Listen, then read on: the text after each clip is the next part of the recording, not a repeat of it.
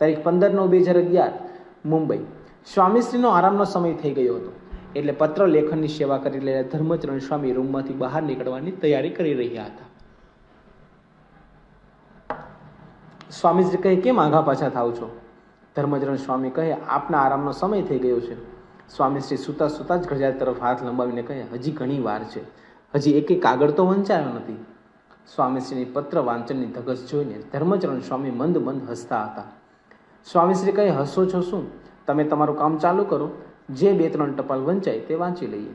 ધર્મચરણ સ્વામીએ સ્વામીશ્રીની અનુવૃત્તિ પાડવા માટે એક નાનો ફેક્સ વાંચી લીધો અને પછી કહ્યું, અત્યારે બહુ ટપાલ છે, નહીં, કાલે જોઈશું. આ સાંભળી સ્વામીશ્રી એક ટીસે તેમની સામે જોતા રહ્યા. તેઓની નજરમાં 90 વર્ષની જેફ વયે પણ સેવાની ધગસ વર્તાઈ આવતી હતી. તારીખ 16/9/2011 મુંબઈ. સ્વામીશ્રીએ અભયરૂપ સ્વરૂપ સ્વામીને બોલાવીને શાસ્ત્રીજી મહારાજના સ્મૃતિ પર્વે હરિભક્તો તથા સંતોને જમાડવાની વ્યવસ્થા પૂછી. પ્રતિ વર્ષે ઘનશ્યામભાઈ શાહ પરિવાર તરફથી સારંગપુરમાં આ સ્મૃતિ પર્વની ઠાકોરજીને રસોઈ સેવા આપવામાં આવે છે. આ વખતે તે સેવા તેમણે સ્વામીશ્રીની હાજરીમાં મુંબઈમાં રાખી હતી. એટલે સ્વામીશ્રી આ પરિવારને યાદ કરતા કહ્યું કે આપણે દર્શન કરવા ગયા ત્યારે જયેશ કિરણ આ બધા પત્તર લઈને બેઠા હતા. દર વખતે તો આપણે બધાને પીરસીએ છીએ, પણ આ વખતે એ થયું નથી. તો એ બધાને બોલાવી લેજો અને કોઠારી સ્વામી તેમને પીરસે એવું કરજો અને ખાસ કહેજો કે સ્વામીએ યાદ કરીને દૂધપાક પીરસાવ્યો છે. જેણે જેણે રસોઈ લખાવી હોય એ બધાને જમવાનું આમંત્રણ આપવાનું ભૂલતા નહીં.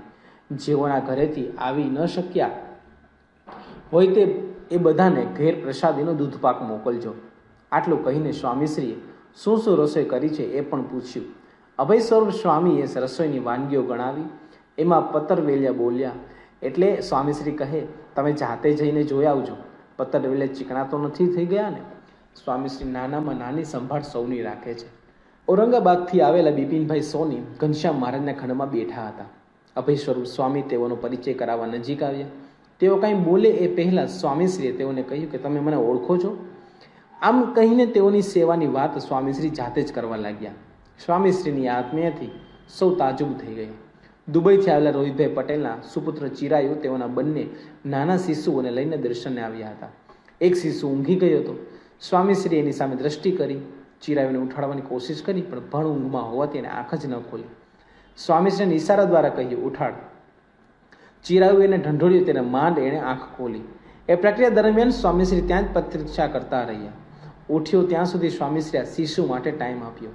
આંખ ખુલી અને સ્વામીશ્રીની દ્રષ્ટિ એ શિશુની દ્રષ્ટિ સાથે મળી.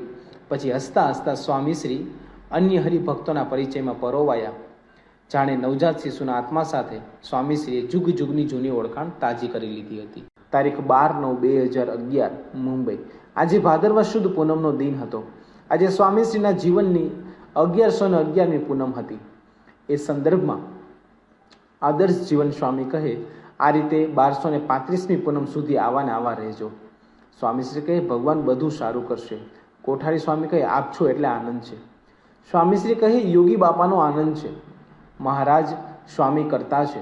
જે કંઈ થાય છે એ બધું એમની પ્રેરણાથી જ થાય છે. ભગવાન કરતા છે એમ માની રહીએ, એમાં બધું આવી ગયું. આદર્શ જીવન સ્વામી કહે, આપનામાં એ ભગવાન અખંડ રહ્યા જ છે ને? સ્વામીશ્રી કહે, સંકલ્પ કોના છે? યોગીજી મહારાજ અને શાસ્ત્રીજી મહારાજના. કરતા શ્રીજી મહારાજ છે. માનવ જાણે મેં કર્યું ને કરતલ બીજા કોઈ. ભગવાન કોઈના પણ દાર્ય દ્વારા કાર્ય કરાવે છે, પણ કરનાર તો એ જ છે. આવી સમજણ રાખીએ તો દુઃખ ન થાય, નહીં તો અભાવ આવી જાય કે આમ કેમ ન થયું. આપણે કરતા નથી, ભગવાન જ કરે છે. એમના સંકલ્પથી ને એમના વિચારથી થાય છે. આદર્શ જીવન સ્વામી કહે, આ જ આપની વિશેષતા છે કે આટલું કાર્ય કર્યું છે, છતાં 90 વર્ષમાં આપ ક્યારેય એક વાર પણ એવું બોલ્યા નથી કે મેં કર્યું. સ્વામીશ્રી કહે, ભગવાન જ કરે છે ને? ભગવાનથી જ બધું થાય છે. ભગવાન બધાને પ્રેરણા કરે છે ને એ થાય છે. મૂળ કરતા એ છે. યોગી બાપાના સંકલ્પ બહુ બળિયા હતા ને? શાસ્ત્રીજી મહારાજની નિષ્ઠાનું અંગ દઢતા છે એટલે થાય છે. વર્તમાન સમયે બીએપીએસ સંસ્થાની સમગ્ર પ્રગતિ અને વ્યાપમાં સ્વામીશ્રીએ પોતાનું તન ઘસી નાખ્યું છે.